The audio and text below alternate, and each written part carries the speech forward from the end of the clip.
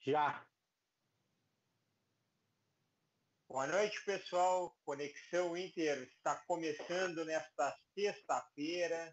Estamos aqui finalmente para falar sobre o sorteio da Copa Libertadores, que colocou frente a frente o Internacional com a sua história, né?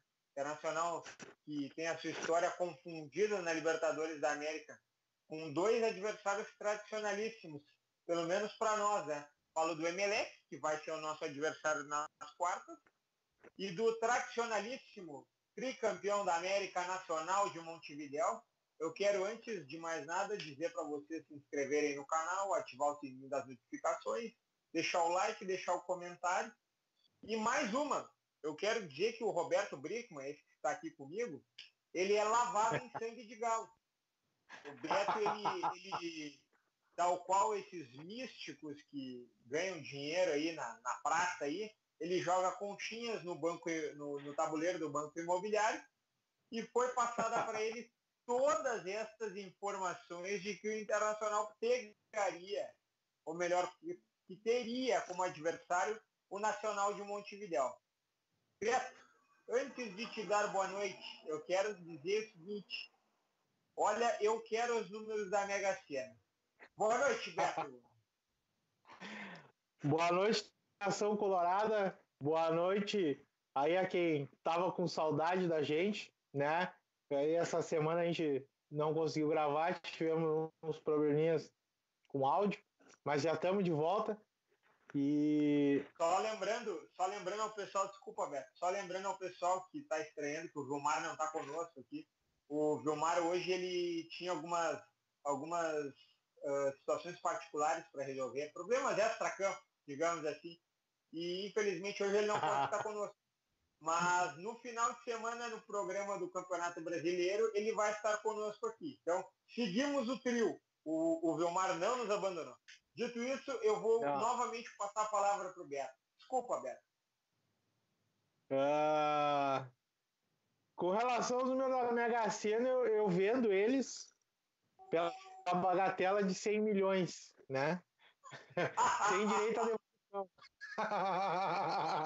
Que barbaridade. Mas com relação ao sorteio da Libertadores, né? Os deuses do futebol, né, apontavam para esse caminho, o caminho aí do Inter se deparar com os clubes de infância dos nossos craques, né? E os deuses do futebol, eles estão aprontando mais uma. Eles estão atentos à Libertadores, mas eles não são muito criativos. Então eles estão utilizando o roteiro de 2006 para conduzir o Inter ao tricampeonato. E eu vou dizer o porquê. Muita gente aí já falou, né, dos 14 pontos na primeira fase. Muita gente já falou da passagem para a próxima fase de forma invicta, né? O duelo com o Nacional nas oitavas de final. Esse duelo contra um time equatoriano nas quartas de final. O Libertad na semifinal, que também vai ser o Libertad. E aí o atual campeão Libertadores na final. Assim como em 2006 nós enfrentamos agora em 2019 vamos enfrentar o River Plate. Mas eu já digo mais, os deuses do futebol já estão olhando para o Mundial. E isso aí tem 2 pontos que ninguém falou, mas eu vou falar aqui, porque eles já me falaram, as conchinhas aqui que eu joguei já me mostraram. Todas as vezes que o Inter teve um peruano no grupo, o Inter foi campeão do mundo. E em 2006, da mesma forma na Libertadores, no Mundial, o europeu que jogou o Mundial derrotou em um time inglês. Ou seja, a UEFA Champions League teve um time inglês como vice-campeão, tanto em 2006 como vai ter em 2019. O bimundial está desenhado e a gente está caminhando rumo a ele. Esse é o meu comentário inicial. Então, de brincadeira, mas também de verdade. Eu quero dizer o seguinte para vocês: se eu tivesse 10% desse otimismo que o Beto tem, olha, cara, eu ia ganhar na loteria esportiva toda semana. eu quero dizer para vocês que a cada palavra que eu troco com o Beto aqui fora do ar aqui, eu estou convencido de que o tricampeonato já está escrito e já está sacramentado. Vamos jogar por mera formalidade. O Internacional já é tricampeão da América. Já pode, o Conmebol já encaminha a plaquinha e já prega ela na taça, já vamos economizar. Não, se a gente pegar, tem algumas imagens já que dão conta de que já tem uma plaquinha do lado do campeão de 2019, que é a plaquinha do Internacional, ao lado da placa do River Plate, atual campeão. Beto, eu quero te dar mais uma coincidência que eu acho que ninguém se passou. As cores do River Plate, que vai chegar à final conosco, são as mesmas do tricolor paulista, vice-campeão da Copa Libertadores para nós em 2006. E detalhe, se chegarmos à final junto contra eles, primeiro jogo fora e o segundo no Beira-Rio. Olha aí. Tem mais essa coincidência. Os deuses do futebol, eles regem a brincadeira, né? Só que eles não são muito criativos, então eles estão puxando o roteiro de 2006 para nos dar esse tricampeonato. É verdade.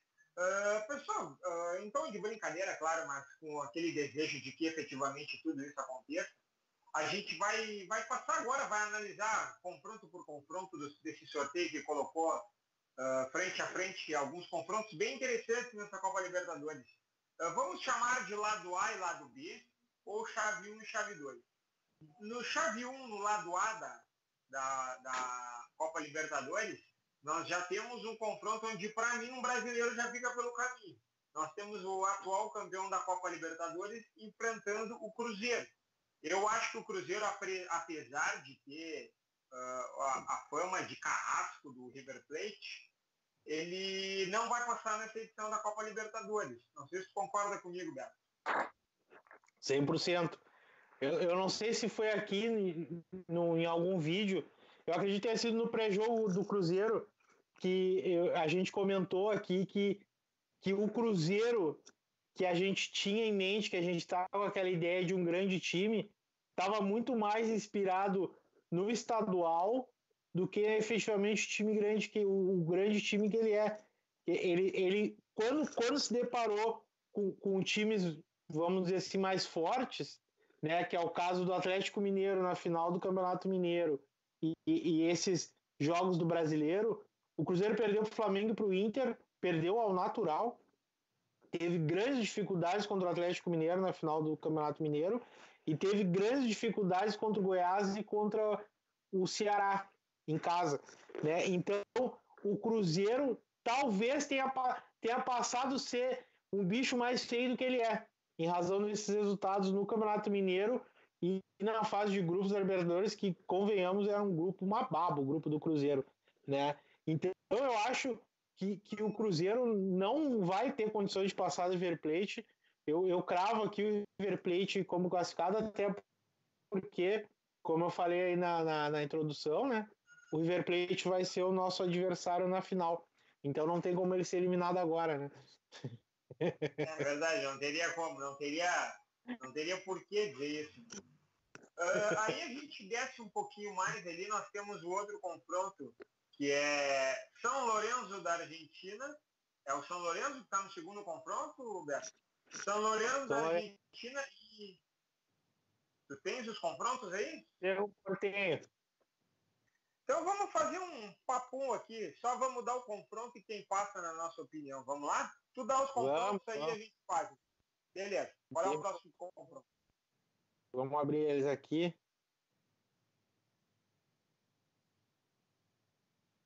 Que o meu aparelho aqui agora deu bug aqui. Deu pau. Ah, não tem problema.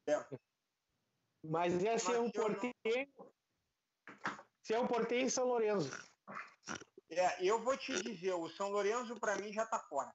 Perdeu o treinador, já dispensou 10 atletas e para mim é mera formalidade esses jogos contra o Cerro Porteño já nas quartas de final da Copa Libertadores. O que tu acha, Beto?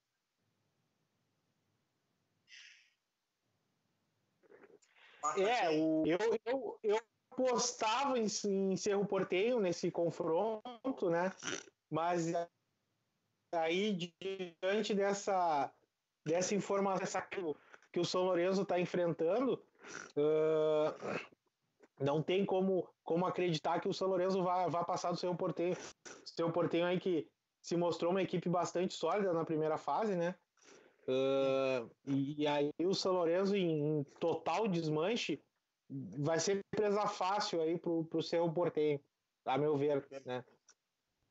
Então chegamos ao consenso de que passa o Cerro Porteño. Aí nós temos o outro confronto da chave. Nós temos o Olímpia do Paraguai e a LDU do Equador, correto? Exato. Eu acho que passa a LDU. Tenho convicção que eles fazem um resultado lá no Casablanca, lá naquela altitude de Quito, e depois no Paraguai apenas administram o resultado e saem classificados. Eu concordo contigo. O Olímpia foi o pior primeiro colocado, né? Que já dá um indicativo aí de ser um time aí que tem que olhar um pouco com o pé atrás, né? Mas a altitude de Quito aí deve ser o fator de desempate, né? Desse duelo. E eu acredito também que a LDU deva passar. Aí depois nós temos o último confronto dessa chave, o Boca Juniors e o Atlético Paranaense. O Atlético Paranaense seria eliminado de qualquer forma, ao meu ver, que é um time que não tem tradição nenhuma numa Copa Libertadores, aprontaria para cima de um brasileiro. Agora, para cima de um estrangeiro, ainda mais o Boca, de tantas glórias, o Boca de tanta tradição, e somado ao fato de ter 2 jogadores já previamente suspensos pela questão do doping, não tem nem o que discutir, né? O Boca já está nas quartas de final da Copa Libertadores. Concorda, Beto? De novo, eu concordo 100% contigo. Eu, em outros vídeos, aí eu cheguei a comentar que eu não queria enfrentar o Atlético Mineiro nas oitavas. O Atlético Paranaense, desculpa. É isso, nas oitavas. Isso porque o Atlético Paranaense ele tem um fator casa muito forte, né? Aquele campo sintético deles, ele faz a diferença. E o Atlético Paranaense ele está muito acostumado a jogar contra os brasileiros. Então, isso aí não seria um fator de desequilíbrio para o Atlético Paranaense, como é quando o Atlético Paranaense joga fora contra times sul-americanos, contra times de língua espanhola, né? Então, a gente olha, o Atlético Paranaense ele perdeu todos os jogos fora de casa e ganhou todos em casa. Se ele enfrentasse um brasileiro, eu acredito que essa marca seria alterada. Mas ele enfrentando aí um time de língua espanhola, eu acredito que ele vai perder fora de casa e não vai fazer o resultado suficiente, porque ele joga primeiro em casa, né? Ele não vai conseguir fazer um resultado suficiente para garantir uma classificação e depois aí no segundo jogo ele vai perder com certeza, ainda mais essa questão do doping. O Thiago Heleno, que é um dos líderes do grupo do Atlético Paranaense, tá suspenso. Isso aí vai dar um baque emocional dentro do grupo, com certeza.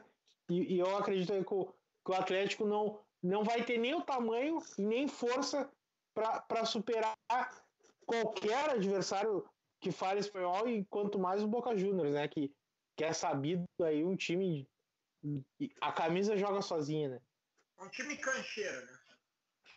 Exato. Aí nós vamos para o lado 2 da chave, onde nós temos Palmeiras e Godoy Cruz. Bom, é jogo jogado, né? O Palmeiras também já está nas quartas de final da Copa Libertadores. Essa chave da direita, né, a chave 2, né, ela é interessante porque ela pode virar uma mini Copa do Brasil, o que eu não acredito, mas pode acontecer, né? E é uma chapa aí, uma chave que eu acredito que todos os que vieram do pote 1 venham a ter uma vantagem, com exceção do Flamengo, que na hora do jogo a gente vai pontuar. Mas eu concordo contigo, o Palmeiras passa o Godoy Cruz com o pé nas costas, e é um confronto aí que provavelmente vai fazer o artilheiro da Copa Libertadores. Eu penso da mesma forma. Aí nós temos o jogo entre Libertad e Grêmio. E o Sul-Canoense.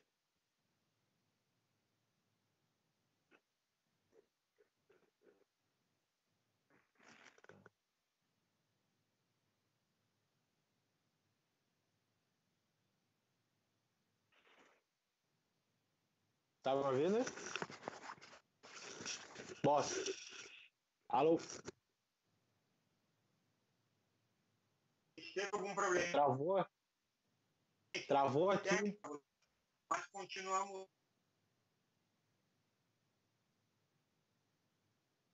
Alô? Probleminha técnico, mas já restabelecido. Tá me ouvindo, Beto? Tô ouvindo? Beleza. Vamos continuando então. Aí nós temos o segundo confronto entre Libertad e Grêmio. Eu acho que o Libertad dessa vez não vai cometer os erros que cometeu no jogo contra a equipe sul-canoense. Então, para mim, o Libertad passa e será adversário do Sport Clube Internacional na semifinal. Exatamente, né? Os nossos adversários já estão traçados aí pelos deuses do futebol, né? E o Libertad é o nosso adversário da semifinal.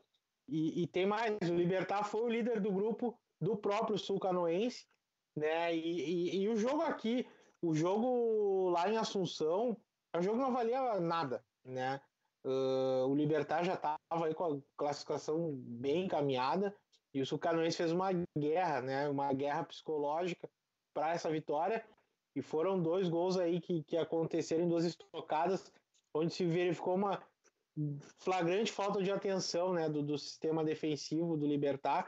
Então, eu acredito que agora, nesses mata-matas, o Libertad não vai errar como errou no jogo de Assunção e vai se classificar aí contra os Canoenses. Tem tudo para se classificar. Aí nós temos o penúltimo confronto, que é Flamengo e Emelec, primeiro jogo no Equador, como diria o rapaz, aquele em Emelec, e o segundo jogo no Rio de Janeiro. Eu não tenho dúvida de que o Flamengo uma vez mais vai ficar no cheirinho. Inclusive, acredito que o Flamengo já chegou longe demais nessa Copa Libertadores. Então, o Emelec estará nas quartas de final. O time da Eletropaulo do Equador. A CE equatoriana, né? O Flamengo já foi longe demais, né? O Flamengo é um time que tem em Libertadores ele tem uma tradição quase igual a 0, né? O único título dele vem em razão de um absurdo que foi a arbitragem, que classificou ele aí para as fases seguintes, e ele fez a final contra Cobreloa, se eu não me engano, né? Um quadrangular onde o jogo decisivo foi contra o glorioso e multicampeão Cobreloa do Chile. Exato. Então, e a gente vê aí o Flamengo ano após ano passando vergonha na Libertadores, né? E oitavas de final, já digamos assim, que é o ápice de avanço que o Flamengo possa ter. Então, eu acredito aí que o Flamengo, pela história, ele se complicou para se classificar, né? Um jogo fácil, ele fez de tudo para perder.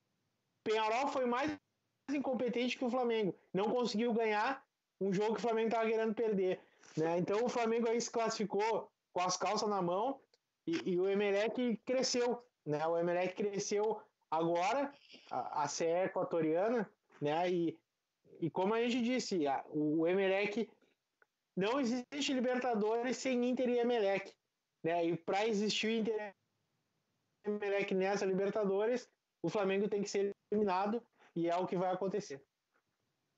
E aí nós chegamos ao último confronto, né, entre Internacional e Nacional de Montevidéu. Como a gente já cravou aqui que o Internacional será tricampeão, acho que a gente não precisa nem falar nada, né? O Internacional também já está nas quartas de final. Exato. O Nacional aí, que é um time de muita tradição, de muita história, mas o atual time, é aquilo que eu digo, né? A tradição, a história, o time do Nacional de 1980, ele não vai estar em campo, né? Vai estar em campo o time do Nacional de 2019, que é um time horroroso, é um time fraco. É um time fraco que joga fechado especulando por uma bola. O Inter aí, com essa evolução tática que os últimos jogos estão demonstrando, tem tudo aí para passar até com certa facilidade sobre o Nacional. Pessoal, esses são os nossos prognósticos, então Ao que tudo indica, teremos Internacional e Emelec nas quartas de final, teremos Internacional e Libertad valendo vaga na grande final, e o River Plate, atual campeão continental, as mesmas cores do São Paulo, inclusive, enfrentando-nos na grande e decisiva final em Santiago, no Chile. Beto, eu queria começar a encaminhar para o final do... Puxar um gancho aqui, boss. Fica à vontade. Para lembrar também que em 2006 o Inter jogou a final do Mundial de Branco, né? E o Liverpool fazendo a final conosco, as chances novamente são grandes. São mais aí elementos, né? Mais temperos para essa grande brincadeira que os deuses do futebol estão aí preparando para a torcida colorada. Até porque a gente já sabe que se o Inter chegar no Mundial com o Liverpool do nosso queridíssimo Alisson, ele vai entregar para nós. Ele é colorado tanto quanto nós aqui. Eu entregaria. Não. Eu, se eu fosse o Alisson, eu deixava passar, a bola passar, eu fazia isso. Faria gol contra de tiro de meta. Claro, óbvio. E depois do jogo ia lá no vestiário comemorar o título.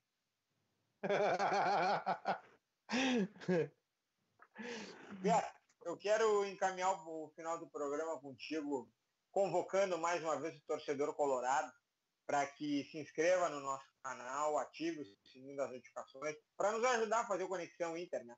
Programa que é de Colorado para Colorados. Então, é o seguinte, uma mensagem final para o torcedor aí, passando essa confiança extrema, esse otimismo místico que tu já tens aí, acreditando no tricampeonato. Eu vou ser repetitivo, né? Eu vou repetir aquilo que eu já falei na introdução. As conchinhas que eu joguei aqui no tabuleiro do Banco Imobiliário já mostraram o caminho do Inter, já mostraram o futuro. Então agora é só a gente esperar, né? Jogo após jogo as coisas vão acontecendo conforme as conchinhas aqui que eu peguei ali na beira da praia de Tramandaí, joguei aqui no tabuleiro de Banco Imobiliário e elas me mostraram esse caminho para o Inter aí, e é o caminho que todo colorado deve torcer. Eu vou trazer mais um detalhe que eu não queria me apegar a ele, mas eu vou trazer aqui para vocês. Nas duas Libertadores que o Inter ganhou, o primeiro gol foi feito de pé direito. Esse ano também, né? Te digo mais, os dois gols em 2006 e 2010 foram com o pé direito fora da área. Em 2019, basta lembrar do gol do Sobis lá contra o Palestino, né? Então, tá tudo desenhado. Nação Colorado. Eu não tenho dúvida. Eu quero dizer o seguinte, eu já estou com a minha passagem para Assunção comprada já. Só isso que eu tenho. Já comprei para Assunção e já estou comprando. Eu não sei nem onde vai ser o Mundial. Vai ser no Japão ou vai ser no Marrocos? Marrocos, então vamos para o Marrocos, então. Já compro passagem para Marrocos e vamos tudo pro Marrocos fim do ano comemorar o bimundial. E eu só queria pedir para ir o pessoal que está nos acompanhando, deixa nos comentários aqui quais são suas opiniões, né, de quem vai se classificar, disso que a gente está falando, né? Interage com a gente aí, a gente lê todos os comentários, a gente tenta responder um a um, às vezes a gente não consegue, né? Mas a gente gosta dessa interação, a gente gosta de saber o que todo mundo pensa, né? A gente não quer ser o dono da verdade, a gente quer só expor aqui o que a gente pensa e como é a opinião, a gente quer saber de todo mundo, né? A gente não quer ser só nós e ponto final. A gente quer saber o que todo mundo pensa. Então a gente pede aí, deixa comentário aí embaixo que é bem interessante os comentários que a gente vai lendo. E só para terminar, eu queria só destacar, só para não deixar em branco, eu ouvi a Rádio Grenal hoje o dia inteiro. Eu acordei quase 6 da manhã, eram 5h40 a hora que eu acordei hoje. Agora já são aí 9 horas da noite, 9h10. Eu não ouvi uma vírgula ainda no rádio sobre a proibição da RBS em entrar na coletiva, lá na coletiva do Araci Portaluppi.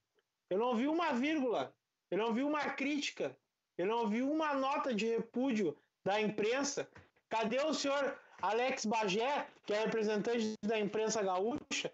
Cadê o senhor Maurício Saraiva para chamar lá o sucanoense de Coreia do Norte brasileira? Cadê os repórteres se unindo, fazendo hashtag em nome da imprensa, pedindo para poder trabalhar, pedindo para poder passar informação? Eu não vi nada. Eu não vi nada disso. Só queria deixar esse registro para não passar em branco.